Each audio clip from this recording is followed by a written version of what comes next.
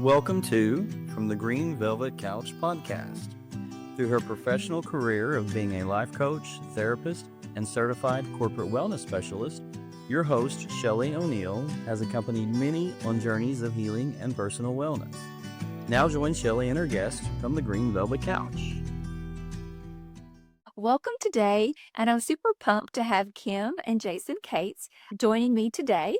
I can't wait to hear a little bit about their story of recovery and just a lifestyle of wellness. So we're going to jump right in. Welcome to the show today. Thank you. Thank you for having us. Well, right off the bat, the cool thing is we've known each other for years. And weird thing, we're also from the same little town or towns in Southern Illinois, which is kind of a rarity. So growing up there, a little different culture, very rural, lots of partying, just kind of a different lifestyle. So when we met here in another state, I felt like we just connected. And I've always admired your relationship, and I've always admired how transparent you guys are about what it's like to be married, to raise a family, work together in business, but also how much you made a decision, 3 years ago, to really start a recovery journey and how it's impacted your life. So I've got to see a little bit of that, but today I want you to talk about it. Okay. So just tell me, so recovery is 3 years? 3 years. Right? Okay. And tell me, just start off, what are some of the things that you do every single day to just both of you? And Kim, I want to hear like your perspective as a spouse, what that's been like. What does it look like to start a journey of sobriety? What's that look like in real life? And what do you do every single day?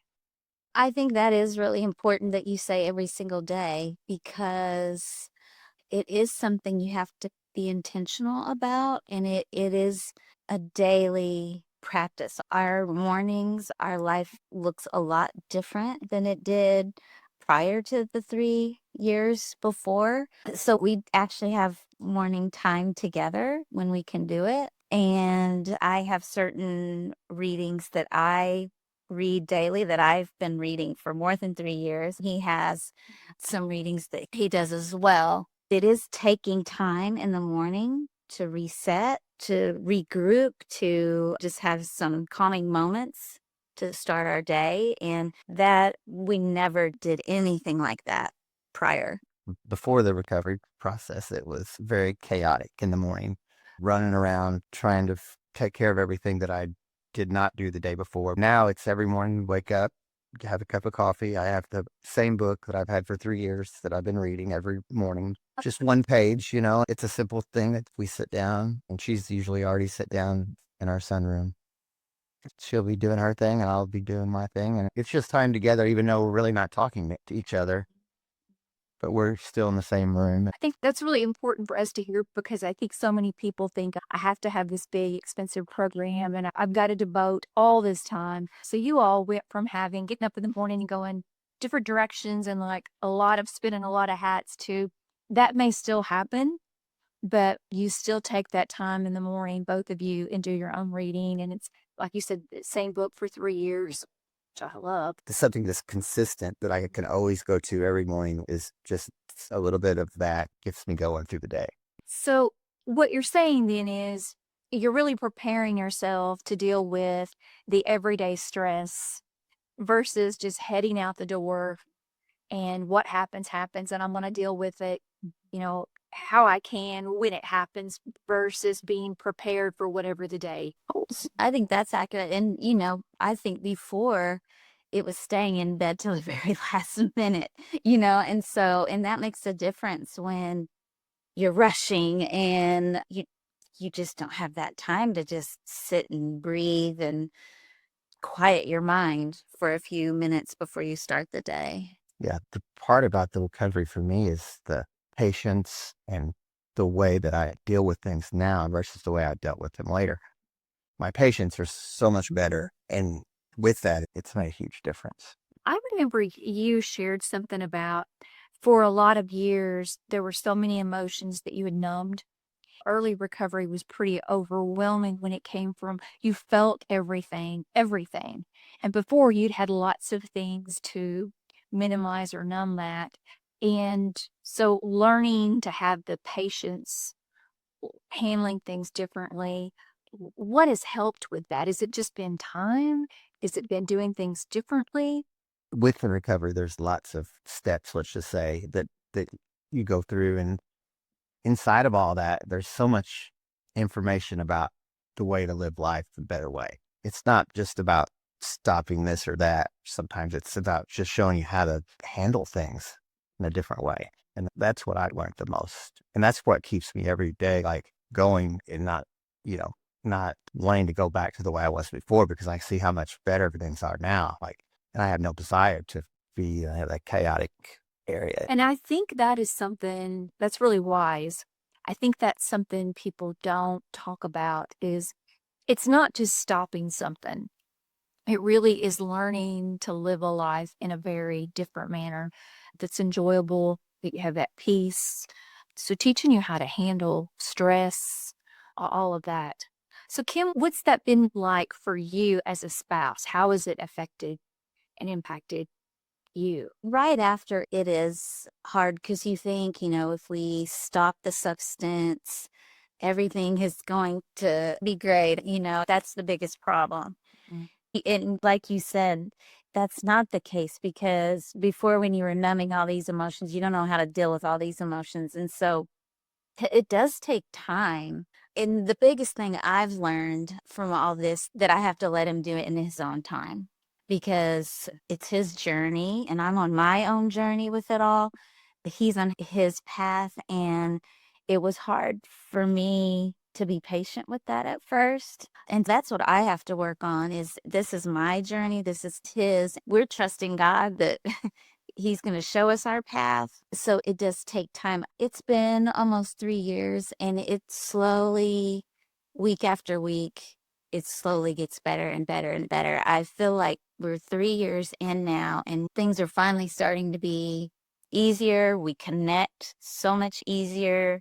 There's like nothing between us, when for years it seems like there was a lot in between us that was keeping us from connecting. Yeah. So did you want to like direct him, like if you need to go faster here or slow down here? And some of that's some control.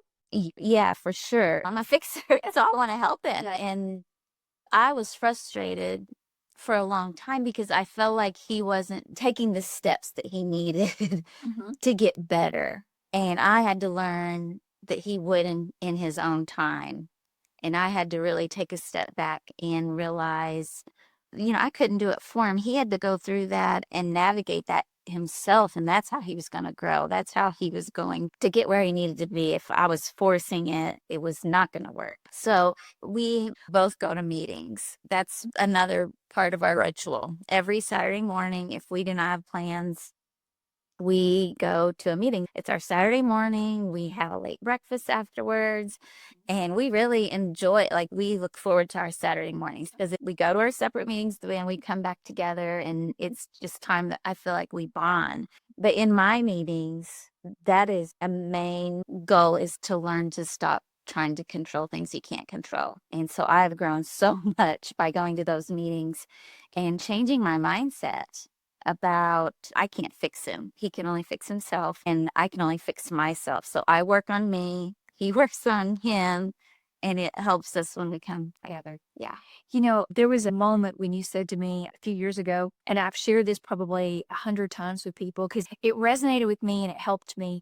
You said, I can't put my life on hold waiting for someone else. You said that you made a decision that you were going to be happy, you were going to be healthy, and that you were going to enjoy the things that you could and not wait. Mm-hmm. Because for me, I want to wait till all the ducks are lined up and this is marked off my list. Then I'm like, okay, now I'll sit down, I'll be happy, and I'll enjoy this moment. And you're like, I can't do that. And I don't know, that was just so wise to me because I think everyone we kind of use it as an excuse. And there's a little bit of enabling in that too. Like, I'll get healthy, or when this person gets their job back, when they get sober, or when they get this done, then I'm going to go do this hobby, or I'm going to follow my dream. When really, it's a really good excuse for us not doing what we need to do. Mm-hmm. And we kind of put it off on someone else.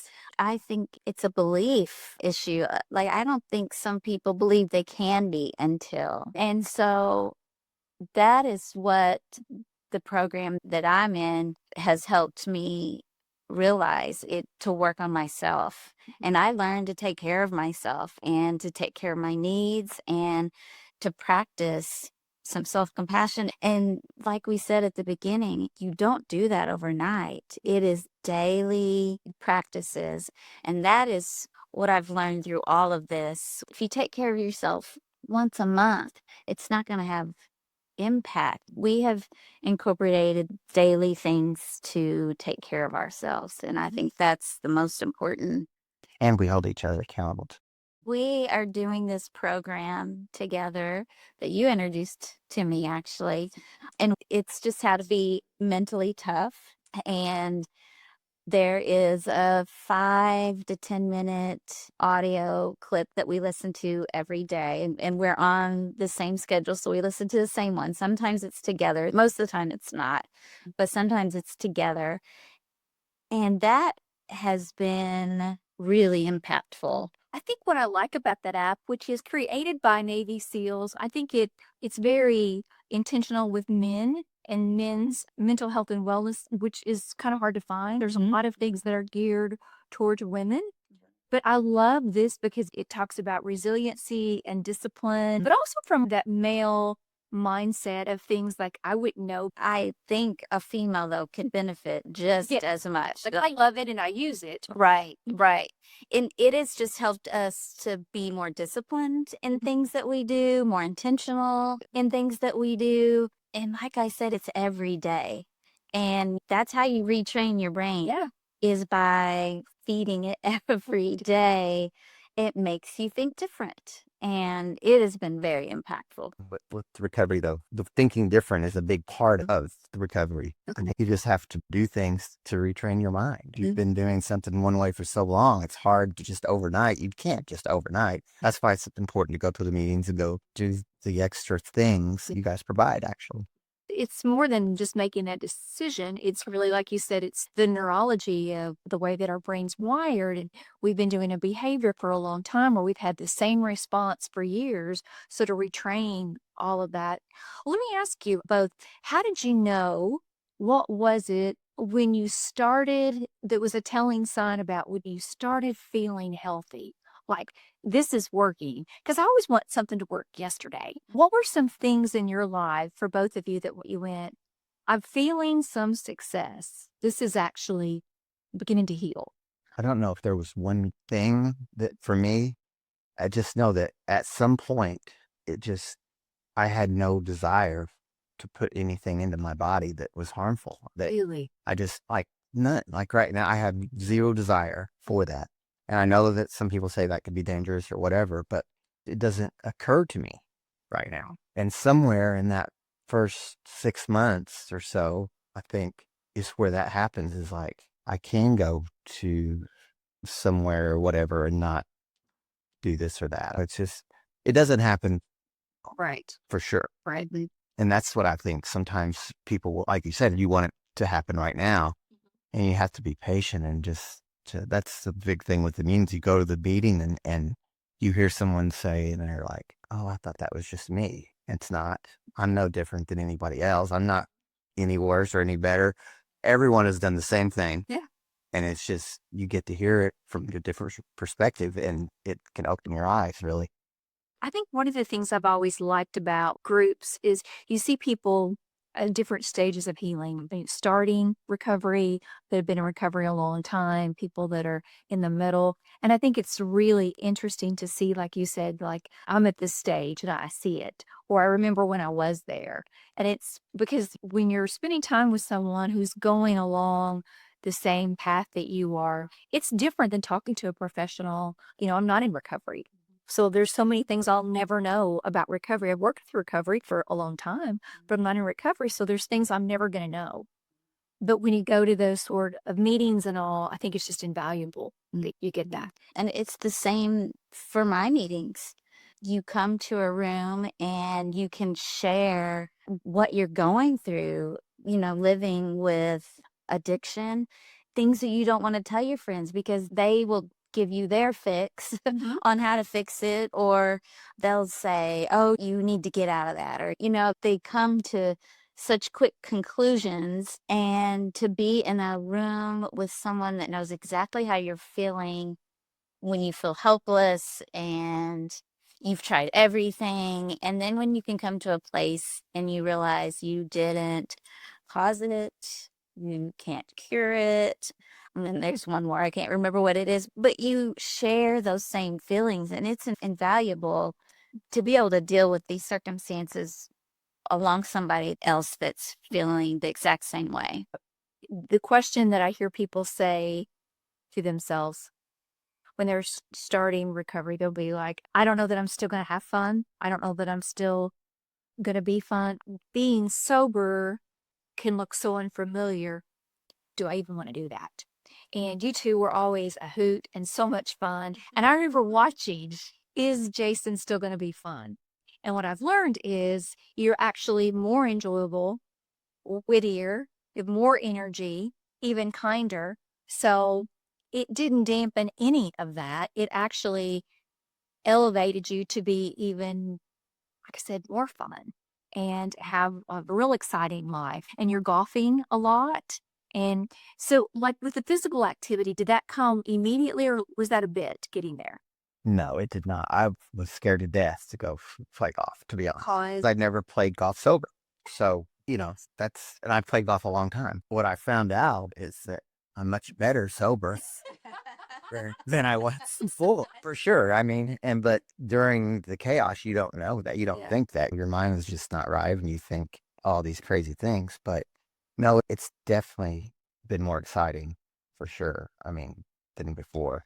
It did take a bit Yes. because it was kind of scary, to be in social situations just in a different state than before. So I remember being in situations where you were like, I'm going to take a walk, I'm going to take a break. And I remember thinking, I want to go too. Because there was something else that I'm like, that's such a good habit. Like, hey, why can't we all just go, I'm just going to take a minute? yeah, I mean, you don't have to be in recovery to do that, but it's very healthy. All the people, places, and things, just that I go, and sometimes we still go to those same places, but they're just different. I feel like we eased into Yes, for sure. It was for sure. that was not a quick thing. Yeah, we didn't just go all in. We eased into social situations. I don't feel like we're 100% there, right? You're not 100%, but I think we find ourselves just not enjoying maybe the same things we did before. Yeah, I don't want to go to a bar and listen to karaoke all night. Yeah. That doesn't sound like fun to me. So what things do you really enjoy now? Mm. Like magic wand, do you have a free weekend to go do whatever? What sorts of activities? Because I think it's important to know that, when you're in recovery, your world starts expanding.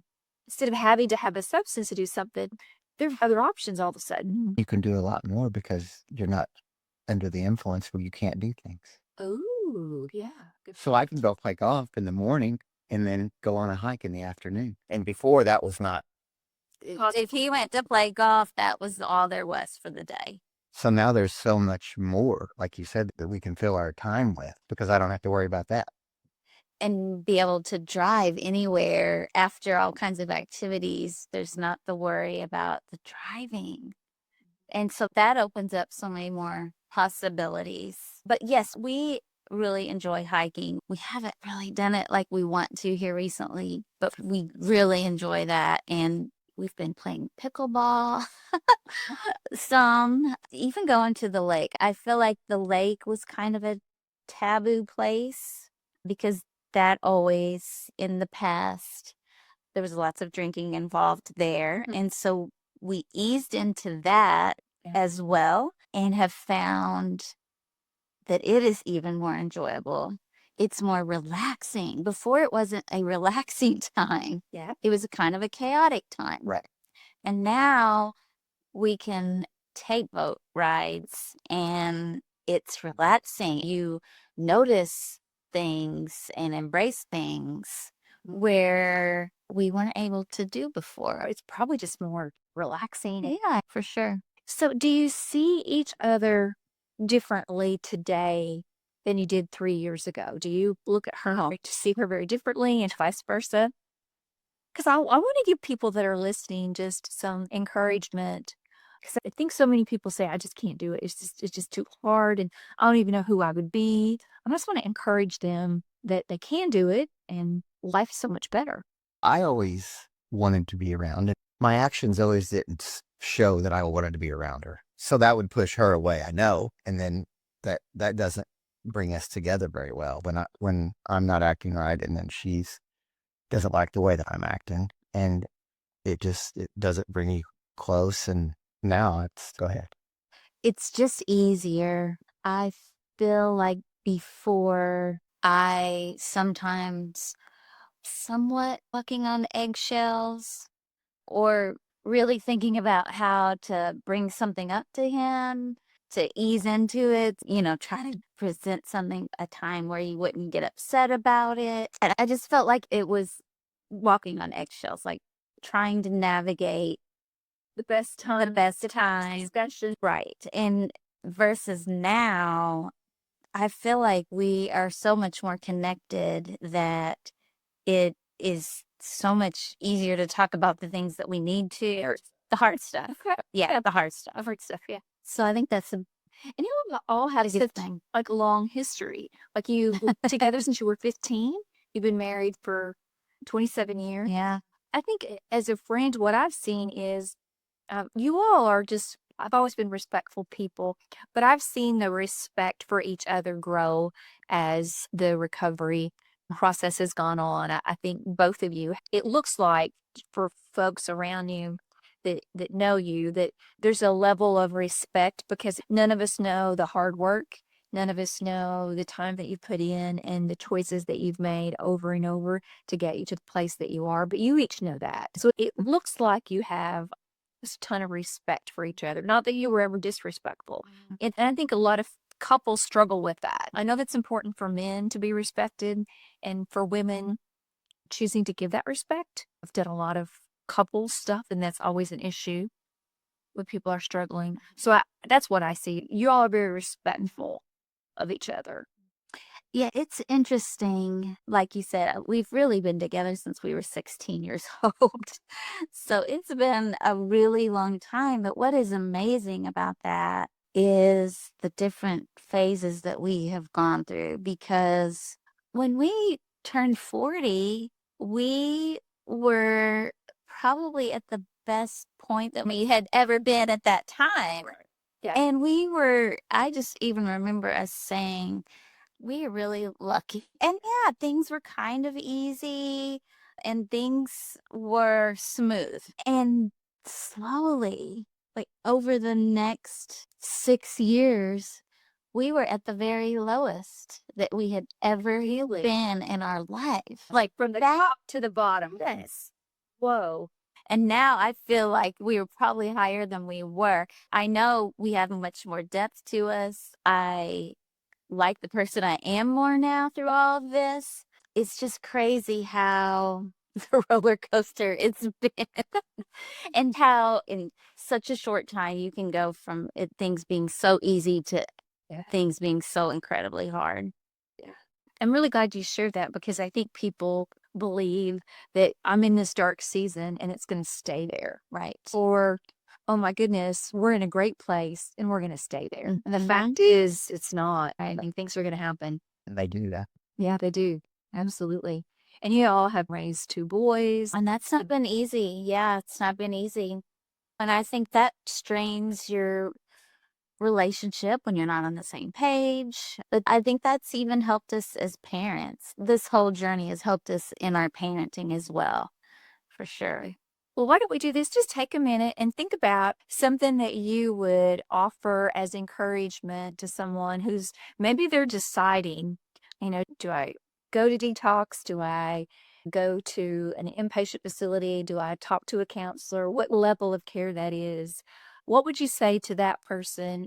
And then as a couple, how would you encourage them? Because I think our whole podcast is really, I love people's stories. As a therapist, as a life coach, I'd never get tired of people's stories. I think it's interesting. I think it's encouraging. I think it's necessary.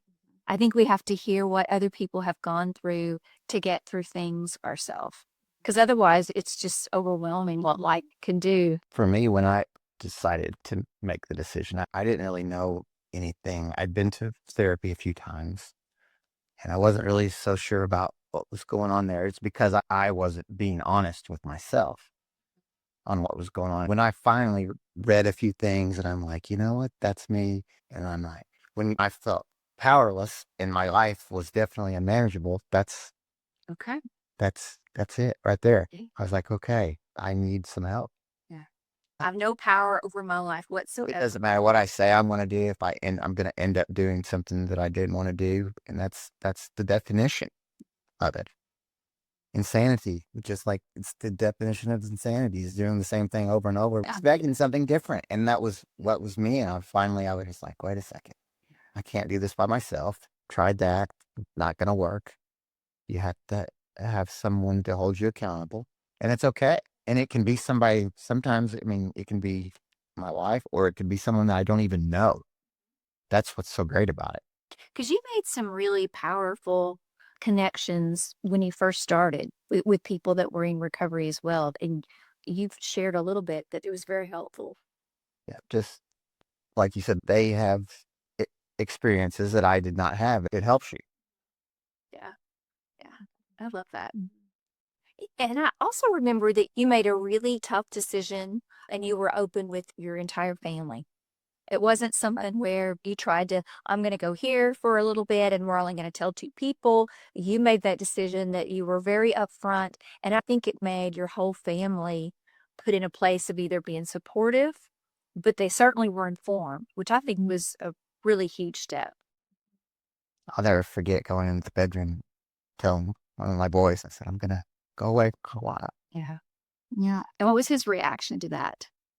They were just like, okay, Yeah. you know. Really to be glad. And I mean, I had lots of emotions going on, so I'm not 100% sure, but she probably knows how they felt. I don't know. mm-hmm. And that was a big step because a lot of parents won't share that. They're afraid that child's going to see them very differently and all. But you know what? I think the real power in parenting is whenever our kids can see us as flawed people and still love us. That's the win. Well, I think what's powerful about it, and we can talk about this now, is 3 years later. I don't know if it was hard for them to digest it and realize what was going on, but now fast forward and they look back. What I'm so proud of him for is he showed our boys that he tried to fix it on his own and he couldn't. So he was really, really strong and went and got help and did something about it. And that's what I'm most proud of, that they saw that he cared for his family enough that he was going to do something really hard and uncomfortable to save his family, because it was about over. And that's what I'm most proud of, that the boys saw that he accepted he was not in a good place, so he got help. Yeah, what a great thing to show your boys. What a hard thing, raising young men. The fact is, they're going to be in a place someday when they're going to need to make a decision to do the hard thing for their family. It may be about a very different subject, but the fact that you had that example, I mean, that's huge. That's what a good parent does, the hard stuff. Yeah. Well, thank you so much for being so transparent and just sharing your story and your life. I'm excited to just be around and enjoy the good stuff that lies ahead. But thank you very much. Well, thank you for having us. Thanks. Follow us on social media, give us a like, and let us know what you think. Thank you.